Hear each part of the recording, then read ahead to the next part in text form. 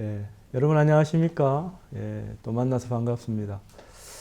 예, 오늘도 여러분하고 이렇게 성경을 좀 같이 공부하려고 합니다. 예, 오늘 좀 우리 율법에 대해서 지난 시간에 조금 공부했지만 오늘은 좀 본격적으로 공부를 할까 싶습니다.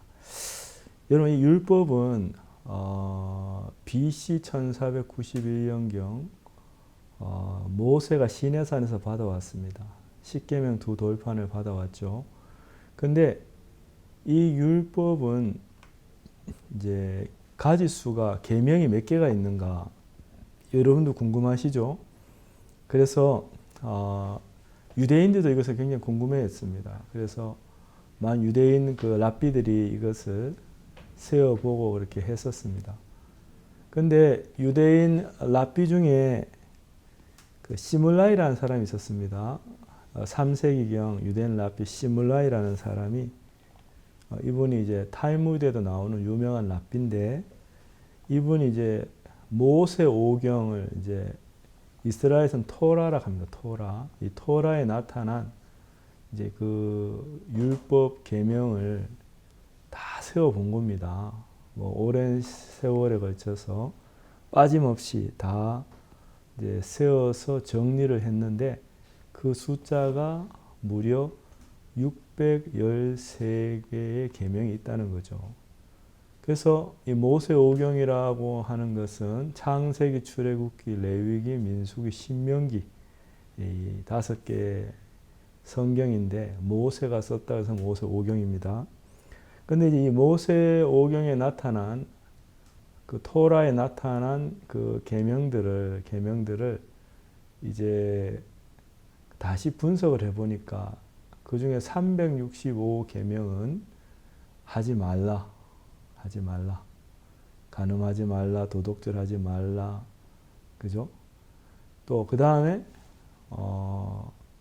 약 248개 계명은 하라. 안식일을 거룩하게 지키라. 또 뭐를 하라. 이 248 계명이라는 겁니다.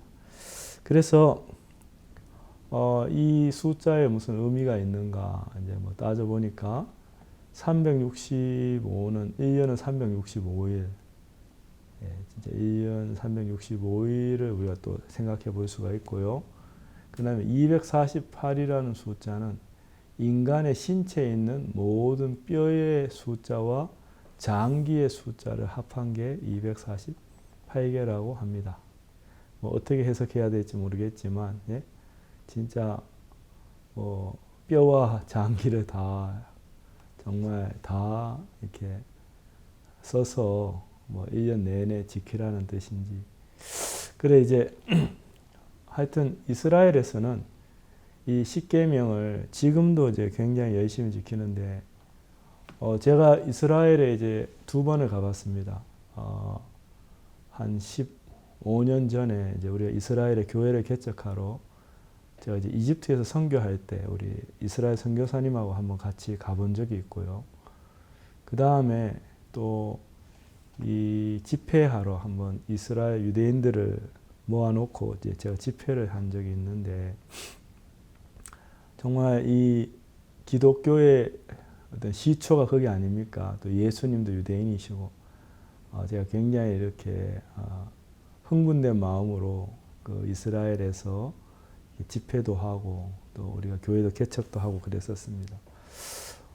근데 이 613가지의 계명을 이제 지금도 유대인들은 굉장히 열심히 지키고 이것을 책으로 이제 만들어서 미츠보트라는 책이 있습니다.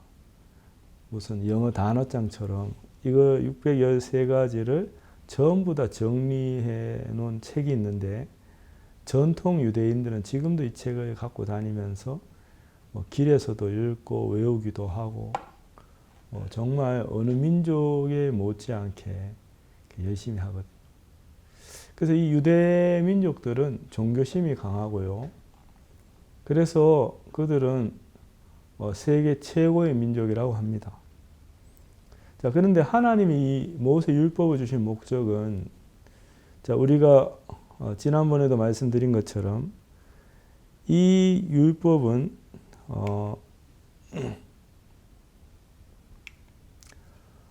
로마서 5장 13절에 보니까 죄가 율법 있기 전에도 세상에 있었으나 율법이 없을 때에는 죄를 여기지 아니하느니라. 그렇게 되어 있습니다. 자, 율법 있기 전에도 죄가 율법 있기 전에 세상에 있었으나 율법이 없을 때에는 죄를 여기지 아니하느니라. 자, 이 그림을 보시면 자, 이 죄는 한 사람으로 말미암아 한 사람 아담으로 말미암아 죄가 세상에 들어오고 죄로 말미암아 사망이 왔나니 그렇죠? 죄와 사망이 왔는데 이와 같이 모든 사람의 죄를 지었으므로 사망이 모든 사람에 이르렀느니라. 자, 그러니까 모든 사람이 죄를 지었다고 했으니까 여러분과 저도 예외는 아닙니다.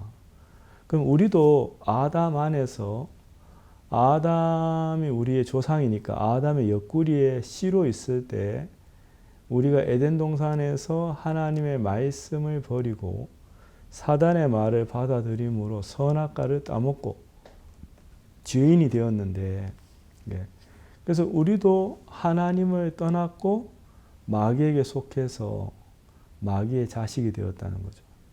하지만 이 사실을 우리는 잘 몰랐는데 이제 우리에게 구원자 되신 예수님이 오셔도 의사가 와도 내가 암이 걸린 사실을 모르면은 정말 우리가 이렇게 의사 앞에 나오지 않고 그 시기를 놓쳐버리는 것처럼 절호의 그 기회를 놓쳐버리는 것처럼 우리가 정말 아담으로 말미암아 정말 이미 에덴 동산에서부터 죄인이 되었지만 우리가 죄인이라는 사실을 깨닫지 못하면은 정말 우리의 구원자 되신 예수님에게 와서 구원을 받지 못한다는 거죠.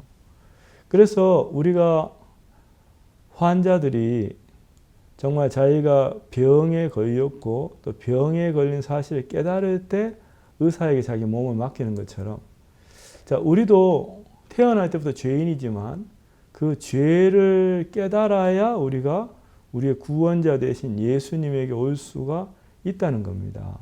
그래서 이 율법은 우리를 그리스도에게로 인도하는 몽학 선생이 된다. 그런 말씀이 성경에 있습니다. 그래서 이제 갈라디아서 3장 23절 24절을 보면 갈라디아서 3장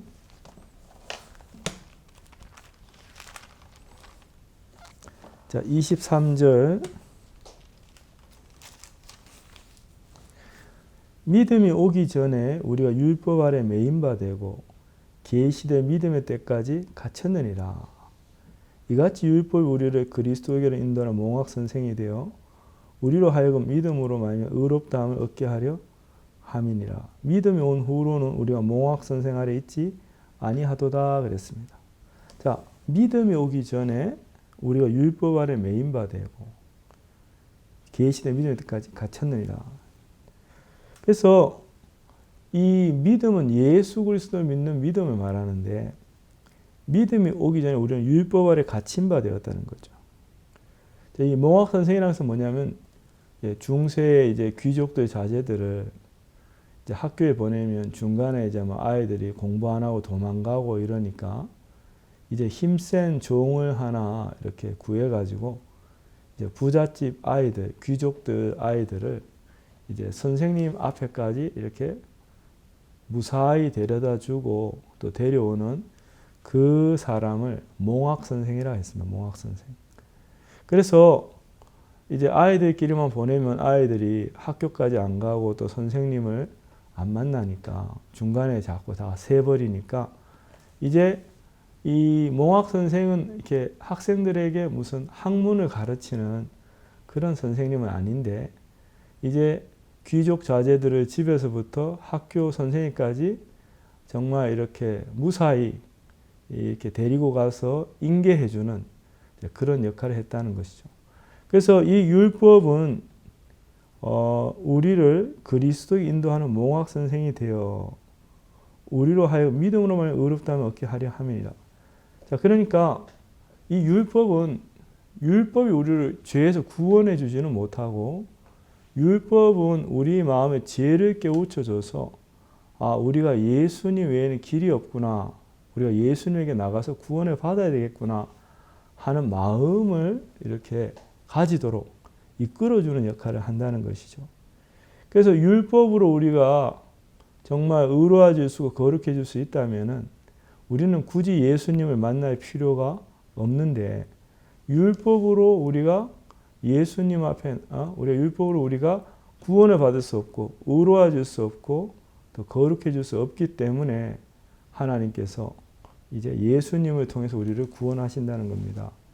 그래서 일단 믿음이 온 후로는 우리가 율법 아래 있지 아니한다. 우리가 몽학선생 아래 있지 아니한다는 거죠. 네. 그래서 우리가 아담으로 말미암아 죄인 되고 율법을 통해서 죄를 깨닫고 그 다음에 예수님을 통해서 구원을 받는 이것이 하나님의 성경적인 어떤 하나님의 계획입니다. 계획. 그래서 우리가 이제 율법이 이제 모세 때부터 시작이 됐는데, 여러분 이 율법은 왜 주셨는가 하면은 이 갈라디아서 3장 19절에 보니까, 그런지 율법은 무엇이냐? 범법함을 인하여 더한 것이라. 천사들로 말미암아 중보의 손을 빌어 베푸신 것인데 약속하신 자손이 오시기까지 있을 것이라. 자, 율법이 무엇이냐? 범법함을 인하여 더한 것이다. 여러분, 율법이 와서 이제 우리를 죄인을 만든 것이 아니라 이미 우리는 죄를 지었기 때문에 율법이 와서 죄를 깨우쳐 주는 것이라는 거죠. 예. 자, 만약에 여러분들이 지금 조용히 하고 있는데 제가 여러분 조용히 하세요, 떠들면 내보냅니다, 이런 법을 만든다면 제가 잘못인 거죠.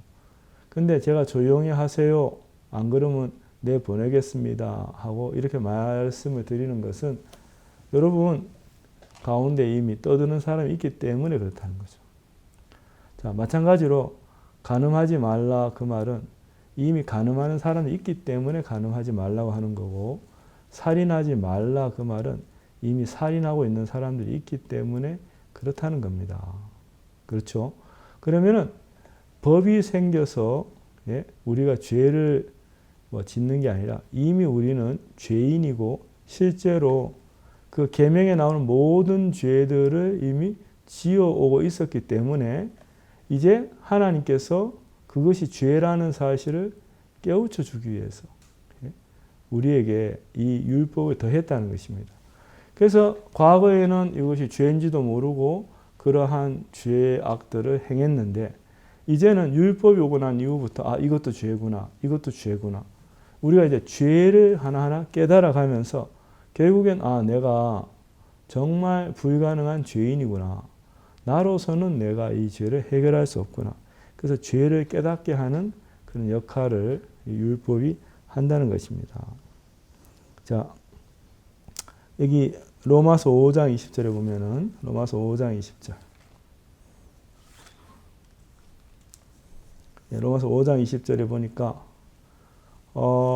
율법이 가입한 것은 범죄를 더하게 하려 함이라.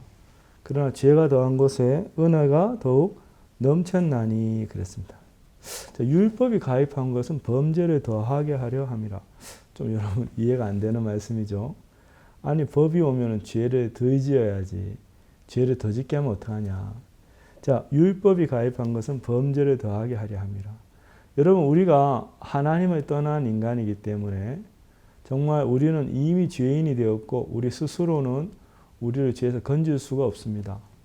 근데 사람들이 나름대로 자기가 선하게 살았다고 생각하고 자기가 잘했다고 생각하고 잘났다고 생각하니까 하나님께서 그들을 구원하고 싶어도 구원할 수가 없는 것입니다. 그래서 하나님께서 인생들에게 율법을 주셔서 그들 마음속에 애매모호한 그러한 죄들을 명확하게 이것이 죄다. 네가 또 죄 지었다. 또 죄 지었다.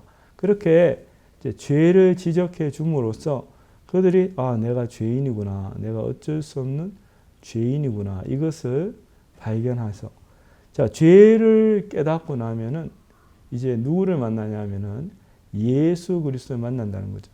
물론 죄를 짓는 그 자체는 좋아 보이지 않죠. 좋은 게 아니지만 그 죄를 깨달음으로 해서 정말 우리가 많은 범죄를 한 것을 우리가 발견하고 나서 우리 스스로는 그 죄를 해결할 수 없는데 예수 그리스도로 말미암아 우리가 죄 사함을 받고 그 죄에서 벗어난다면은 죄가 더한 곳에 은혜가 넘쳤다는 이 말씀이 이루어지는 겁니다. 그래서 율법이 가입한 것은 범죄를 더하게 하려 함이라. 그러나 죄가 더한 곳에 은혜가 더욱 넘쳤나니 그랬습니다. 자, 이 율법은 모세 때 이제 주어졌는데, 자, 이 율법을 하나님 주실 때를 가만히 보면은 시내산에서 율법을 주실 때 하나님은 이 율법을 유대인에게만 줬지 이방인에게 주지는 않았다는 거죠. 유대인에게만 줬지. 그래서 유대인들이 이 율법을 지킬 자격이 있지 우리 이방인들은 이 율법을 지킬 자격이 없다는 것입니다. 여러분들이나 저나 우리 대한민국 사람들 또 유대인을 제외한 모든 이방의 민족 사람들은 이방인에 해당됩니다. 이방인에. 그래서 대한민국은 국방의 의무가 있지 않습니까? 그런 대한민국 국민 남자들만 그 국방의 의무를 지어야 됩니다. 뭐 미국 사람이나 독일 사람이나 뭐 인도 사람이 한국에 와서 군대를 가야 될 이유는 없다는 것이죠. 자, 그것은 한국인의 법이지 전 세계 사람들의 법은 아니라는 거죠. 자, 마찬가지로 이 율법은 유대인에게만 준 법이고 이스라엘 백성들에게만 지킬 수 있는 자격이 있지 유대인이 아닌 진짜 이런 이방인들은 그 법을 지킬 자격이 없다는 것입니다. 그래서 여러분이 유대인이 아니라면은 여러분은 이 율법을 지킬 자격이 없다. 그렇습니다. 또 하나는 이 율법은 어떤 기한이 있다는 거죠. 기한. 그래서 그냥 영원히 율법이 존재하는 것이 아니라 이 율법은 시작이 있고 끝이 있는 법입니다. 자, 제가 어릴 때 통행금지법이 있었습니다. 그래서 제가 어릴 때는 밤 12시부터 새벽 4시까지 길거리를 돌아다니면 잡아갔습니다. 구치소에 넣고요. 또 이렇게 그날 밤 또 그 즉심, 뭡니까? 즉결 재판에 이렇게 또 회부돼서 거기서 또 재판도 받기도 하고 벌금형도 내고 그랬습니다. 근데 이 율법이 이제 어느 시점이 되면은 이게 이제 마감이 된다는 거죠. 만료가 된다는 거죠. 그래서 이 율법은 언제까지냐 하면은 이 누가복음 16장 16절을 보면 누가복음 16장 16절 누가복음 16장 16절을 보면 율법과 선지자는 요한의 때까지요 그 후부터는 하나님의 나라의 복음이 전파되어 사람마다 그리로 침입하느니라. 자, 율법과 선지자는 요한의 때까지요 그랬습니다. 그 후부터는 하나님의 나라의 복음이 전파되어 그 사람마다 그리로 침입하느니라. 자, 여러분 율법과 선지자는 요한 때까지. 이 요한은 세례 요한을 말합니다. 자, 그러면 세례 요한은 예수님과 동시대 사람이고, 자, 그러면 예수님 그 시대까지, 예수님 전까지 이 율법은 존재했다는 것이죠. 그래서 이 율법은 우리를 그리스도에게 인도하는 몽학 선생이고, 믿음의 때까지 우리가 율법 아래 매인바되고 계시대 믿음의 때까지 갇혔느니라 그랬는데, 자, 이제 우리가 이제 이 율법으로는 우리가 정말 이렇게 하늘나라에 갈 수가 없다는 겁니다.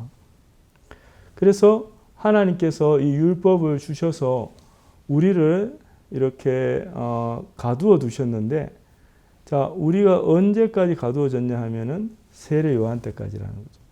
세례 요한 때까지, 모세로부터 세례 요한 때까지, BC 1491년부터 이제 세례 요한의 생전까지 약 1500년간 기간 동안에 하나님께서 이스라엘 백성들에게 율법을 주셔서 이스라엘 백성들이 율법을 지키면 복을 받고 어기면 저주를 받도록 그렇게 했습니다.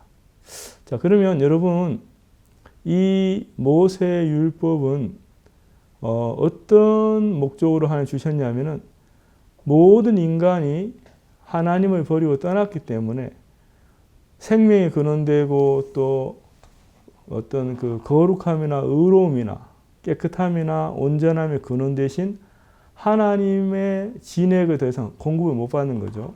그래서 하나님으로부터 끊겨 나간, 하나님을 떠난 인간들이 스스로는 선을 행할 수 없고 거룩해질 수 없고 의로워질 수 없는데, 인간들은 사단에게 속아서 자기들이 열심히 그래도 하면은 자기들이 선을 행할 수 있다, 또 거룩해질 수 있다, 의로워질 수 있다고 믿는 것입니다. 그래서 하나님께서는 그들에게 그렇지 않다는 것을, 그들이 정말 어떤 선도 어떤 의도 어떤 거룩함도 행할 수 없다는 것을 가르쳐 주시려고 이 율법을 주신 것입니다. 가르쳐 주시려고. 그래서 이 율법을 주셨는데 아무에게나 주신 것이 아니라 정말 우리가 어느 나라가 가장 마라톤을 잘하느냐, 어느 나라가 가장 축구를 잘하느냐, 그러면은 뭐를 합니까? 마라톤 대회, 국제 마라톤 대회도 하고요. 또 올림픽 게임, 또 올림픽에도 우리가 마라톤 종목이 있죠. 그 다음에 또 뭐 이렇게 그 월드컵을 해서 그 나라가 어떤 나라가 제일 축구를 잘하는지 그 우열을 이렇게 가리기도 합니다. 근데 만약에 어느 나라가 제일 마라톤을 잘하느냐 했을 때 여러분, 각 나라마다 온 국민이 나와서 같이 뛰는 게 아니라 각 나라의 국가대표 선수들, 국가대표 선수들만 뽑아가지고 그들이 이제 같이 한 곳에서 뛰어서 만약에 뭐 한국이 금메달을 땄다. 그럼 한국이 세계에서 마라톤 제일 잘하는 거고, 그 다음에 뭐 케냐가 또 뭐 금메달을 땄다. 그럼 케냐가 제일 마라톤을 잘하는 거고, 이렇게 각 나라마다 국가대표 선수가 금메달을 따면은 그 나라 전 국민이 금메달을 딴 게 되고 세계에서 가장 정말 마라톤을 잘하는 그런 나라가 되는 것이죠. 자, 마찬가지로 하나님께서 인간들을 테스트하셨는데, 인간들을 테스트하실 때 인류를 전부 다 테스트한 것이 아니라 인류 중에서 가장, 정말 이 세상 민족 중에서 가장 뛰어나고 가장 우수한 민족을 하나 택했는데 그 민족이 바로 유대인들이거든요. 유대인들. 그래서 하나님께서 이 유대인들에게, 세계를 대표하는 민족 유대인들에게 무엇을 줬냐면은 율법을 주셨어요. 그래서 이 율법을 지키라고 주셨습니다. 자, 성경에 보니까 이들이 율법을 다 지키겠다 그랬어요. 자, 이 율법은 조건부적인 건데 자기가 열심히 지키고 또 흠없이 지키면, 완벽하게 지키면 복을 받지만 율법의 계명 중에서 하나라도 어기면 그 사람은 저주를 받는다, 이렇게 되어 있습니다. 우리 갈라디아서 10장, 갈라디아서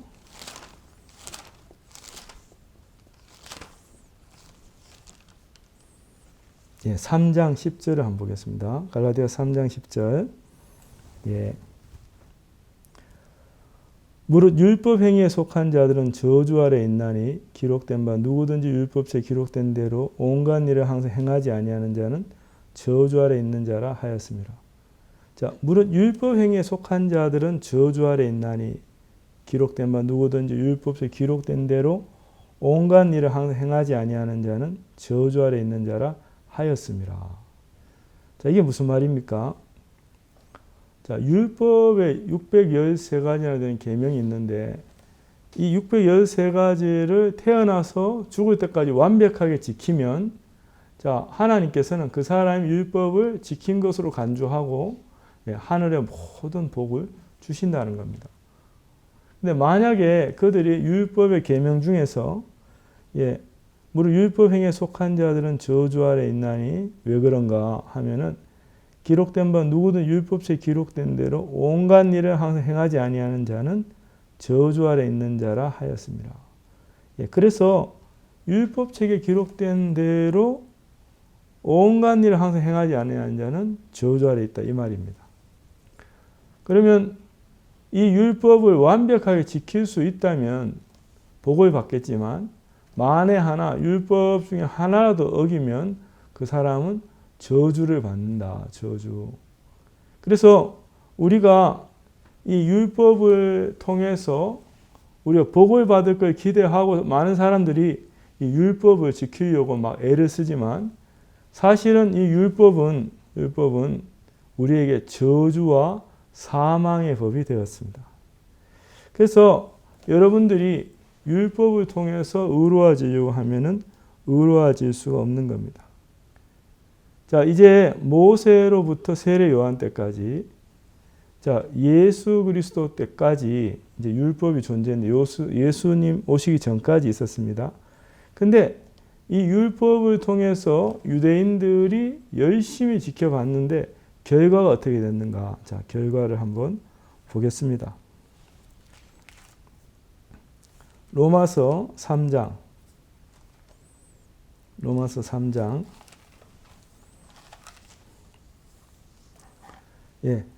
9절을 보겠습니다. 로마서 3장 9절.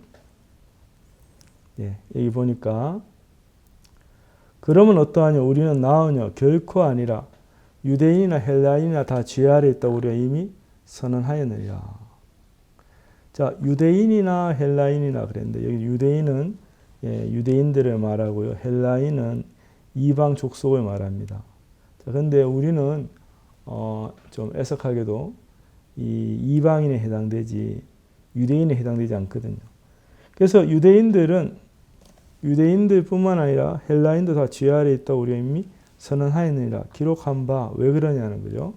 의인은 없나니 하나도 없으며 깨닫는 자도 없고 하나님 찾는 자도 없고 다 치우쳐 한 가지로 무익하게 되고 선을 행하는 자는 없나니 하나도 없도다. 저희 목구멍은 열린 무덤이요 그 혀로는 속임을 베풀며 그 입술에는 독사의 독이 있고 그 입에는 저주와 악독이 가득하고 그 발은 피 흘리는 데 빠른지라. 파매가 고생이 그 길에 있어 평강의 길을 알지 못하고 저희 눈앞에 하나님 두려움이 없느니라 한 것 같으니라. 여러분 학생들이 시험을 보면 선생님이 채점을 하지 않습니까? 그냥 하나님이 이스라엘 백성들을 이 1500년 동안 시험을 한 겁니다. 시험을 쳤습니다. 시험이 종료됐습니다. 자, 이제 하나님이 이 점수를 하나하나 채점해 나가는데 그 율법 아래에서 모세 때부터 세례 요한 때까지 이 율법 시대에 의인은 없나니 하나도 없었다는 거죠. 또 깨닫는 자도 없고 하나님을 찾는 자도 없고 다 치우쳐 한 가지로 무익하게 되고 선을 행하는 자는 없나니 하나도 없도다.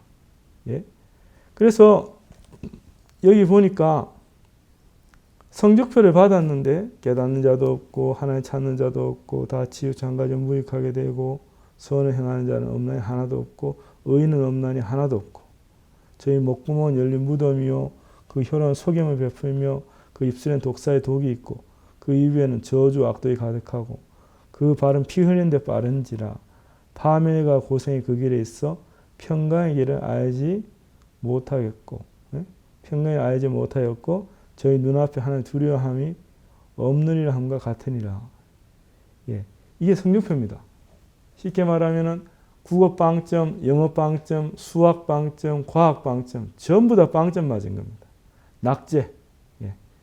그래서 이 똑똑하고 잘났다고 하는 이 유대인들의 코가 완전히 깨졌습니다. 그래서 이 율법을 통해서 세계의 최고 대표되는 민족인 이스라엘 민족이 정말 오랜 세월 이것을 지키려고 노력을 했지만 단 한 명도 율법 아래에서는 의인이 없고 또 깨닫는 자도 없고 하나님 찾는 자도 없고 다 치우쳐 한 가지로 무익하게 됐다는 겁니다. 그래서 결론이 뭐냐면은 19절입니다. 우리가 알거니와 우리 율법이 말하는 바는 율법 아래 있는 자들에게 말하는 것이니 이는 모든 입을 막고 온 세상으로 하나님의 심판하여 있게 하려 함이니라.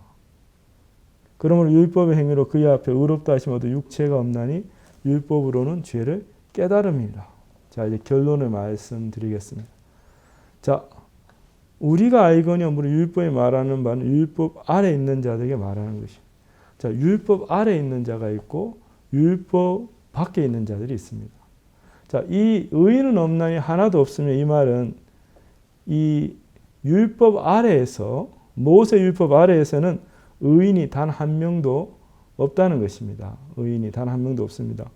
그러면 이 율법으로는 한 명도 의인이 된 사람이 없으니까 결국 이 온 세상 사람들이 율법 아래에서 정말 모든 입을 막고 더 이상 할 말이 없죠. 온 세상을 하나님의 심판 아래 있게 하려 함이니라 그랬습니다. 그러므로 율법의 행위로 그의 앞에 의롭다 하심어도 육체가 없나니 율법으로는 죄를 깨달음이라 그랬습니다. 네, 저는 제가 구원을 받기 전에 종교 생활을 좀 한 10년 했었습니다. 저는 교회에서 배우기를 율법대로 살아야 된다, 말씀대로 살아야 된다, 계명대로 내가 살아야 된다 그렇게 배웠습니다. 그래서 나름대로 열심히 그렇게 해보려고 했지만 아무리 해봐도 제가 좋아지지 않는 겁니다. 물론 외형적으로나 껍데기로는 내가 굉장히 변화된 것처럼 말도 하고 행동도 하지만 내 마음 중심에 보니까 내 마음 중심에는 온갖 죄들이 난무하였습니다. 자, 제가 이제 성경에 보니까 성경에 살인하지 말라 이렇게 되더라고요. 살인하지 말라. 예. 저는 제가 살인을 안 했다고 이렇게 생각을 했는데, 자, 성경에는 살인하지 말라 이렇게 되어 있고, 이제 실제로 저는 살인을 안 했다고 생각했는데, 이제 성경에 우리가 정말 그 형제를 미워해도 살인한 자라는 거죠. 자, 여기 마태복음 5장을 보니까 마태복음 5장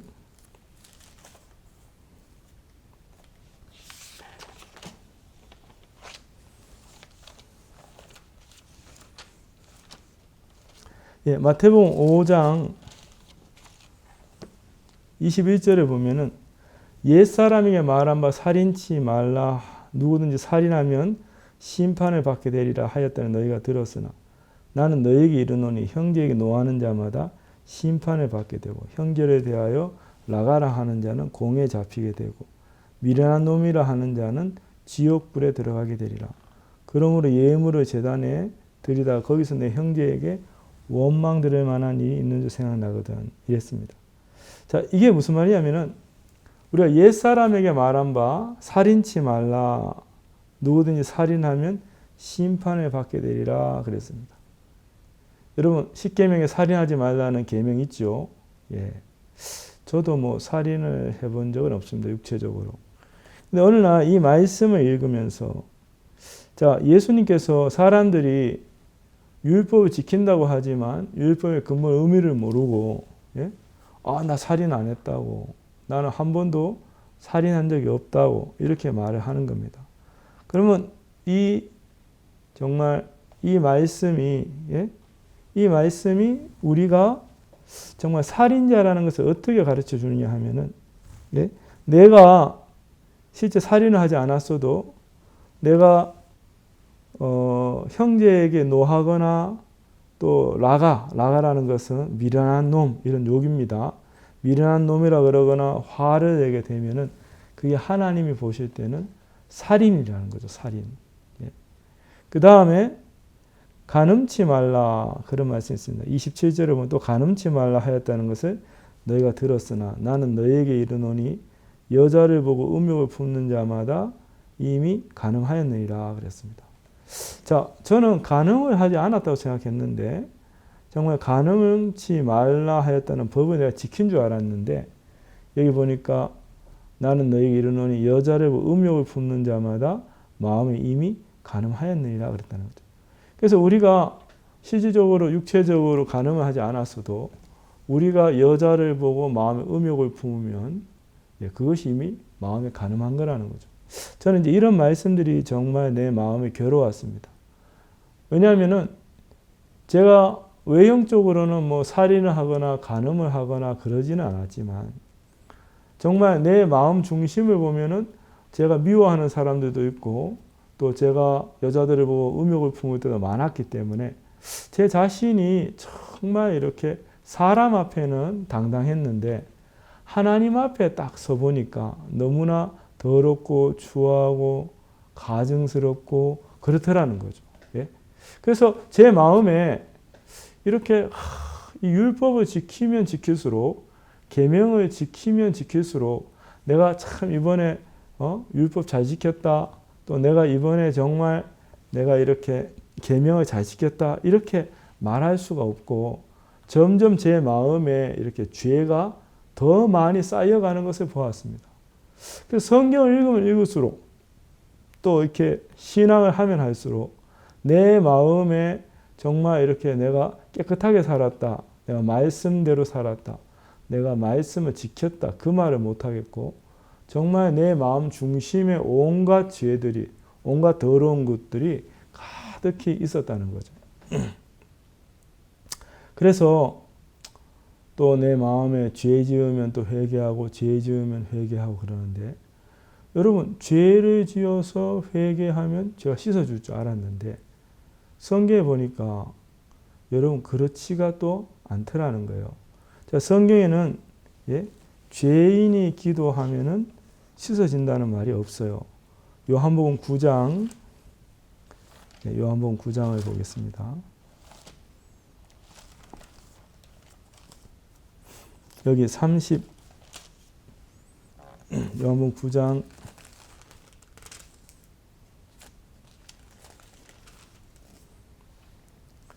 31절을 보면은 요한복음 9장 31절을 보면은 하나님이 죄인을 듣지 아니하시고 경건하여 그의 뜻대로 행하는 자는 들으시는 줄 우리가 아나이다.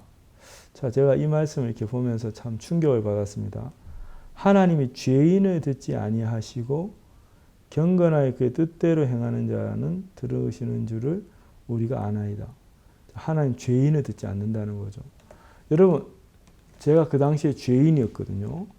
자, 내 속에 죄가 있는데 죄를 가지고 있는 동안은 나의 기도를 안 들으신다는 겁니다. 하나님은 죄인의 기도를 안 들으신다는 겁니다. 저는 열심히 제가 기도하고 하나님 앞에 또 이렇게 정말 내가 하나님 앞에 자백을 하면은 죄가 씻어주는 줄 알았는데 그렇지가 않은 겁니다. 그래서 성경에는 우리가 죄를 막 눈물로 기도한다고 죄가 씻어지는 것이 아니라 우리 죄가 씻어지는 방법이 성경에 기록이 되어 있다는 거죠. 자, 여기 히브리서 9장 22절을 보면은 히브리서 9장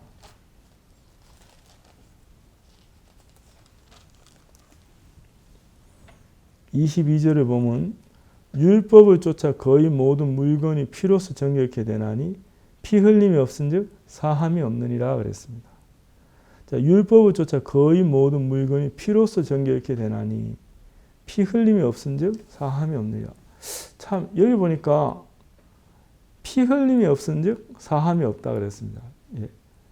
자, 정말 내가 아무리 이제 열심히 기도하고 계명대로 산다 그래도 내가 남으로서 내가 행악의 종자로서 정말 내가 죄를 안 지을 수는 없는데 내가 죄를 조금 지으려고 이렇게 애를 썼지만 자, 성경에서는 그것으로 죄가 씻어지는 것이 아니라 율법을 쫓아 거의 모든 물건이 피로써 정결케 되나니 피 흘림이 없은즉 사함이 없다는 거죠. 여러분 반드시 죄가 씻어지려면 피를 흘려야 됩니다. 자, 피를 흘린다는 의미가 뭡니까? 자, 피를 흘린다는 것은 죽음을 의미합니다. 한 번은 죽어야 된다는 거죠. 자, 그래서 우리 마음속에 정말 죄가 홀이라도 남김없이 해결되지 않는다면 우리는 영원한 지옥의 형벌을 피할 수가 없습니다. 또 죄의 삭은 사망이라 그랬습니다. 로마서 6장 23절에 죄의 삭은 사망이라 그랬기 때문에 여러분의 마음속에 죄가 있다면 공의로운 재판관께서 여러분을 반드시 처벌해야 된다는 거죠. 자, 죄를 지었는데 그냥 넘어갈 수 있는 부분이 아니라 하나님은 우리 속에 죄를 드러내서 정말 우리가 죄인인 사실을 깨우쳐줘서 우리로 하여금 예수님을 만날 수 있도록 해주고 싶은 마음뿐이라는 거죠. 예, 이 율법을 통해서 단 한 명도 정말 이 율법을 지킨 사람이 없는데, 자, 율법을 통해서 온 백성이, 온 세상 사람들이 전부 입을 닫고 정말 하나님의 심판대 앞에 이제 딱 오게 된 겁니다. 그래서 모든 사람이 정죄 속에, 하나님의 정죄 속에 있게 되었거든요. 자, 그래서 우리가 볼 때 이 율법이 우리를 정말 이 죄에서 건져줄 수 없구나. 우리로서는 이 율법을 어떻게 해결할 수 없구나. 이렇게 우리가 탄식하고 있을 때 여기에 한 선지자, 구원자가 나타난다. 한 구원자가 나타나는데 우리 마태복음 5장 17절을 보겠습니다. 마태복음 5장 17절.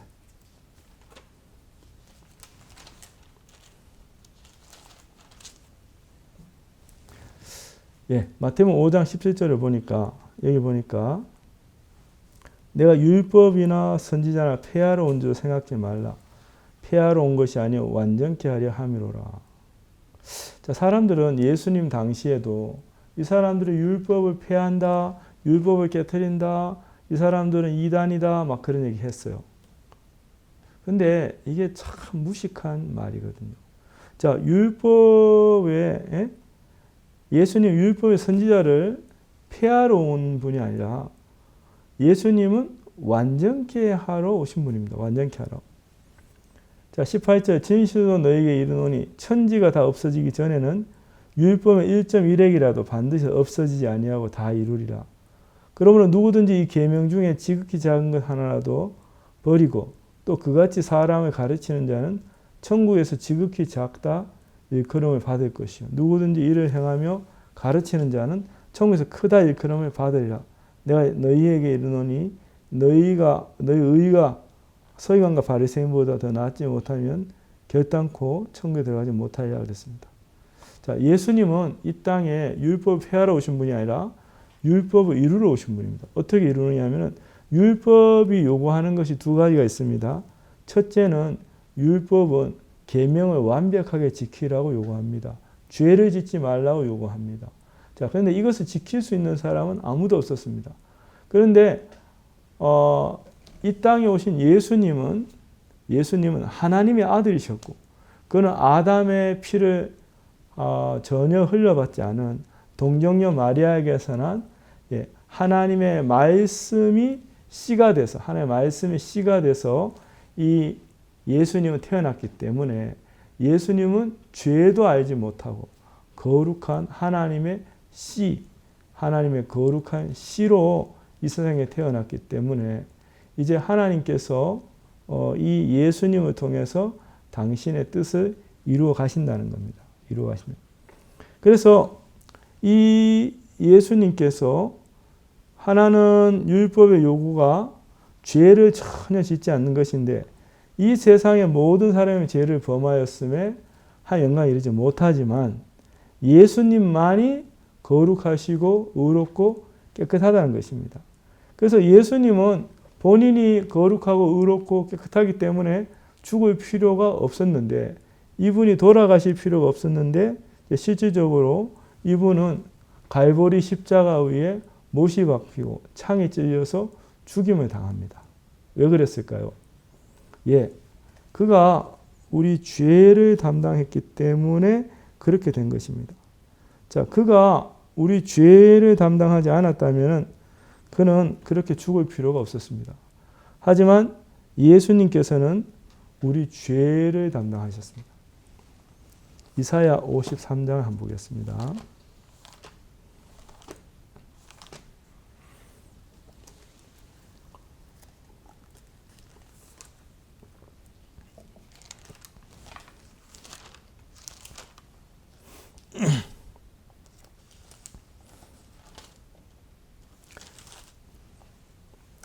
예수님에 대한 말씀입니다. 이사야 53장은 BC 700년경에 기록이 된 말씀인데 놀랍게도 장차 오실 예수님을 여기 서술하고 있습니다.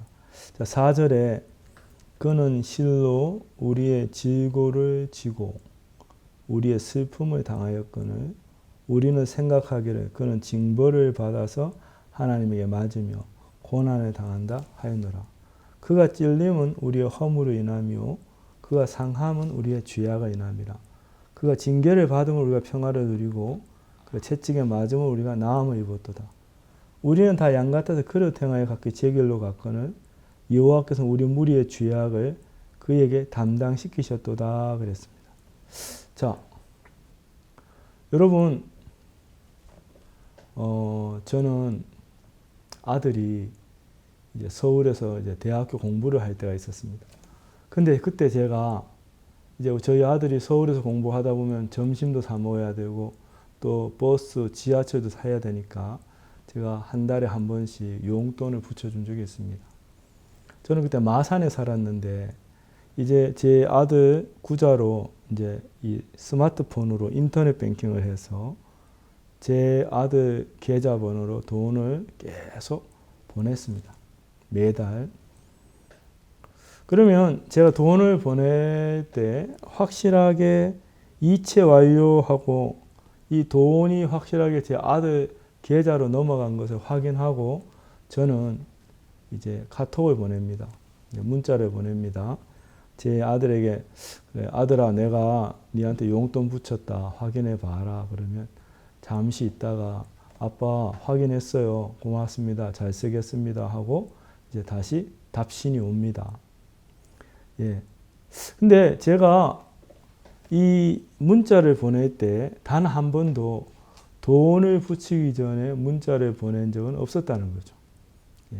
저는 항상 돈을 확실하게 붙인 다음에 그 다음에 제가 이제 그 문자를 보냈거든요.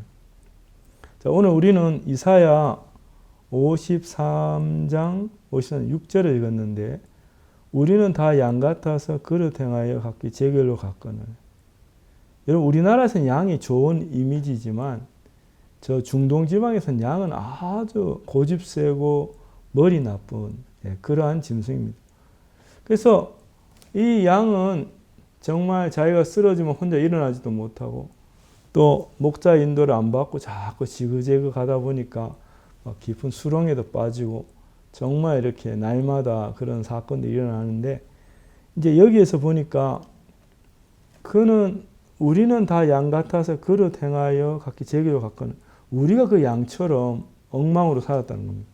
우리가 그 양처럼 지그재그 다니고 주인의 말도 안 듣고 우리 마음대로 살고 그랬는데 우리는 다 양 같아서 그릇 행하여 각기 제 길로 갔거늘 예? 잘못된 길로 해서 우리의 길을 간 거죠.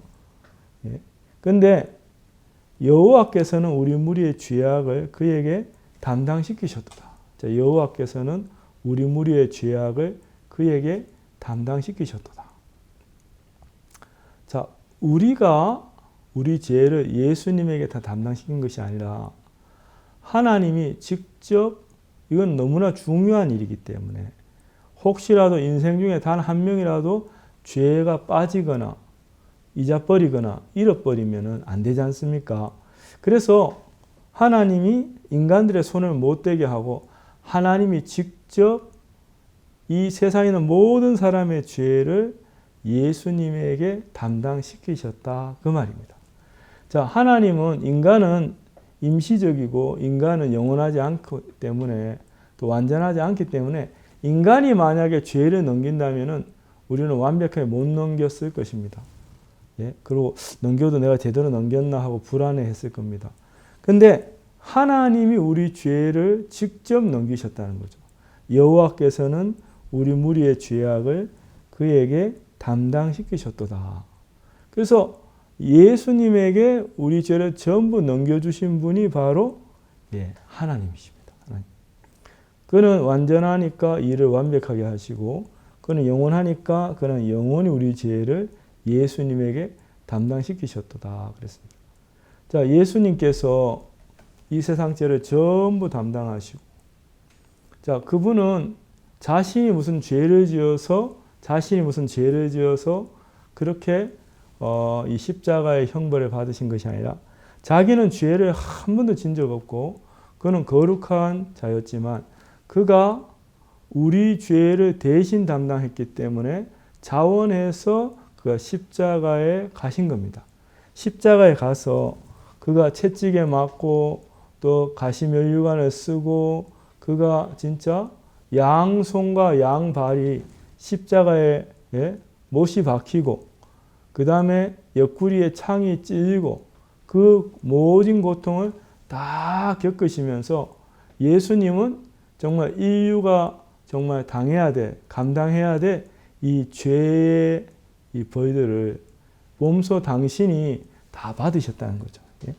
정말 예수님께서 우리의 죄를 전부 담당하시고 끝냈다는 겁니다. 여러분, 이렇게 보면은 우리 어떤 일을 하다 보면은 담당자가 필요하지 않습니까? 담당자. 자, 우리가 뭐 이렇게 뭐 수양회를 한다, 월드 캠프를 한다, 또 뭐 우리가 이렇게 뭐 대전도 집회를 한다 그러면 저희 교회에서는 부서 담당을 짭니다. 부서 담당. 그래서 진짜 뭐 진행, 총무, 그 다음에 홍보, 그 다음에 뭐 이렇게 또 그 방송 뭐 이런 식으로 다 이렇게 부서를 나누거든요. 그 사역자들이 자기 담당 부서가 있어가지고 이제 모든 걸 다 돌아보는 것이 아니라 자기 담당 부서를 자기가 책임지고 그것을 돌아보는 것이거든요.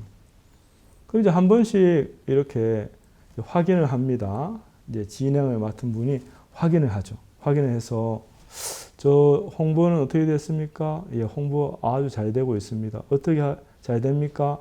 예, 뭐 이렇게 SNS로 또 이렇게 전단지로 또 신문에 이렇게 광고로 이 정도 홍보가 나갔습니다. 아, 그렇습니까? 자, 그 다음에 또 뭐 이렇게 접수는 어떻게 됐습니까? 또 그 다음에 또 이렇게 방송은 어떻게 됐습니까? 전부 물어봅니다. 예, 물론 진행을 맡은 분이 모든 것을 다 알 수는 없죠.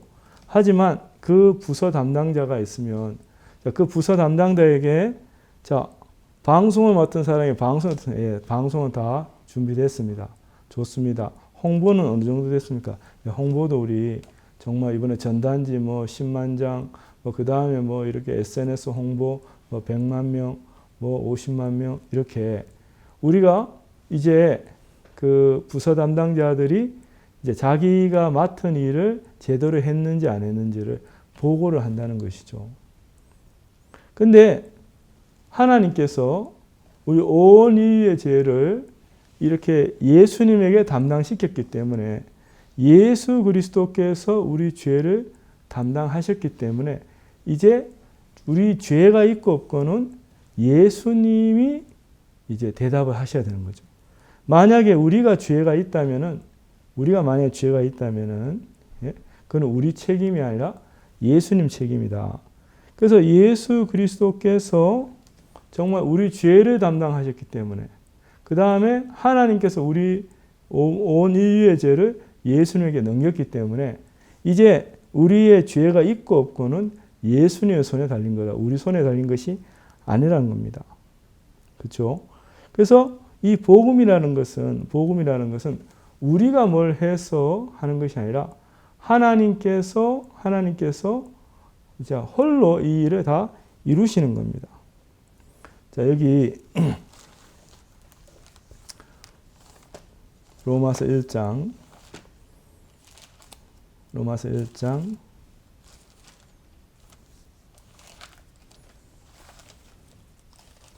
16절을 보겠습니다.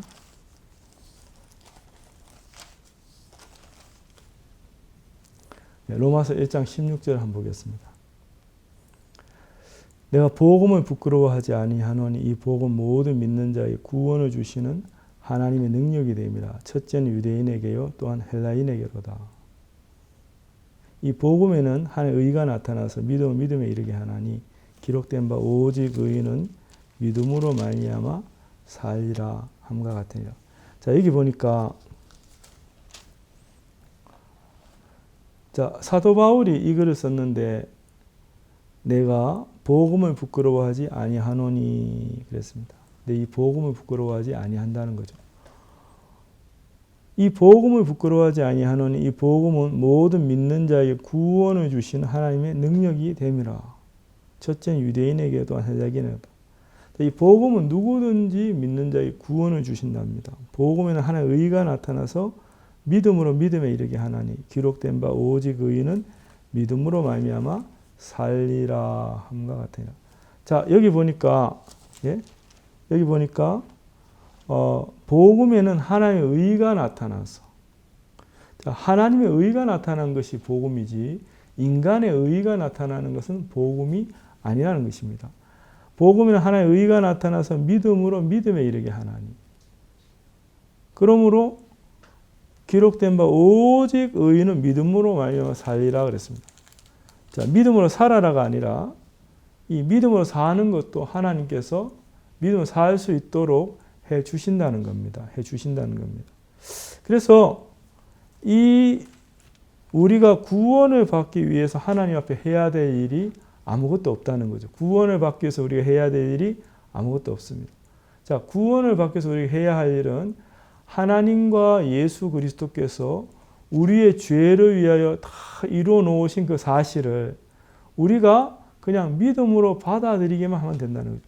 만약 우리가 구원을 받기 위해서 1%라도 우리가 하는 것이 있다면 그것은 선물이 될 수가 없고 그것은 복음이 될 수가 없는 것입니다.